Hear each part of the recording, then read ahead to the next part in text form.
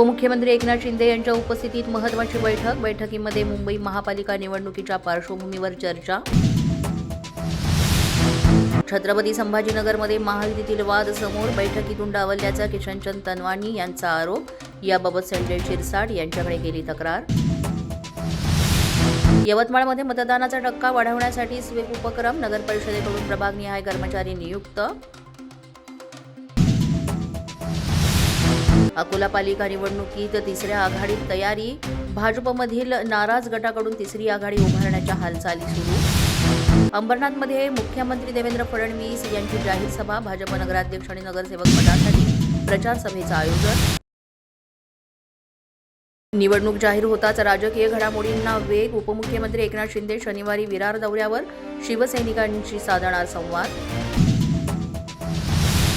नांदेडच्या दौऱ्यावर आज उपमुख्यमंत्री अजित पवार, नगर परिषद निवडणुकांसाठी आज प्रचार सभेत करणार संबोधन। मुंबई महापालिका निवडणुकीसाठी अंतिम मतदार यादी जाहीर, मतदार यादीत 1,43,44,315 मतदार असल्याची माहिती। अहिल्यानगर पालिका निवडणुकीत महायुती म्हणूनच निवडणूक लढावी, राधाकृष्ण विखे पाटील यांचं वक्तव्य। मतदार यादीतील दुबार नावे काढून टाकण्याची मवियाची पालिका आयुक्तांकडे मागणी, वसई विरार महापालिकेत 80,000 दुबार मतदार असल्याचा महाविकास आघाडीचा दावा।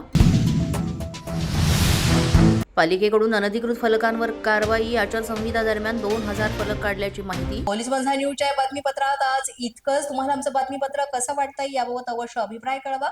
यासाठी पोलीस माझा न्यूजचं YouTube चॅनल सबस्क्राईब करा, तसंच आमचं फेसबुक, इंस्टाग्राम आणि ट्विटर अकाउंट फॉलो करा।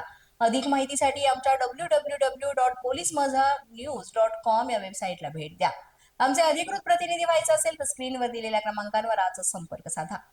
आजच्या बातमीपत्रात इतकंच। पुन्हा भेटूया पुढील बातमीपत्रात। तोपर्यंत पाहत रहा पोलीस माझा न्यूज।